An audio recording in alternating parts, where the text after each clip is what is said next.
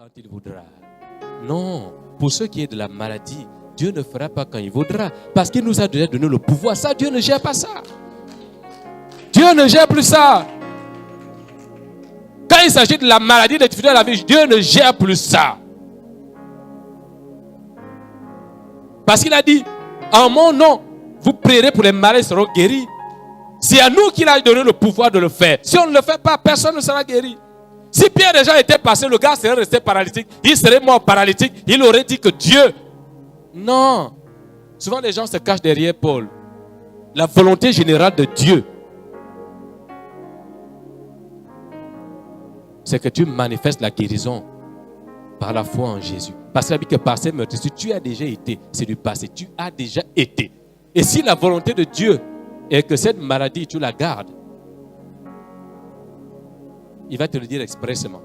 Parce que dans le cas de Paul, Dieu lui donne puissance. Paul prie pour les gens, ils sont guéris. Il prie, le malheur revient à la vie. Mais Dieu lui dit expressément, dans ton cas, c'est non, parce que toi, je veux te garder. Parce que si j'enlève, tu deviens compliqué.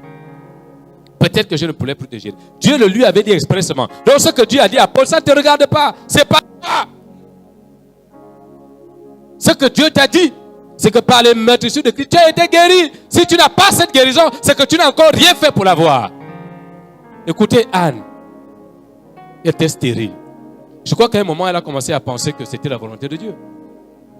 Mais à un moment donné, à cause de ce que la rivale faisait et disait, Anne a compris qu'elle devait poser un acte. Qu'elle devait faire quelque chose. Sinon, rien ne se passerait.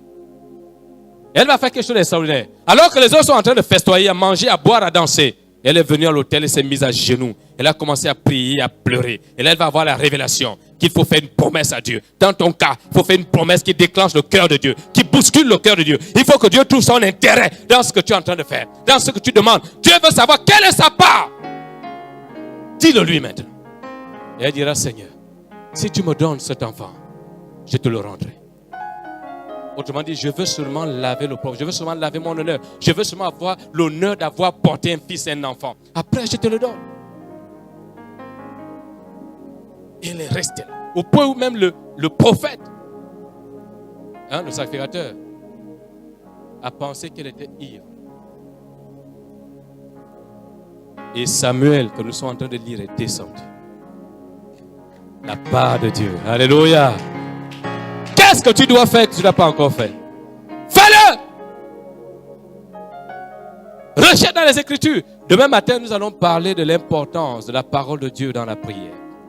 Les ministères Réveil Impact. Pour plus d'informations, rejoignez-nous sur nos plateformes Facebook, YouTube et WhatsApp. Que Dieu vous bénisse.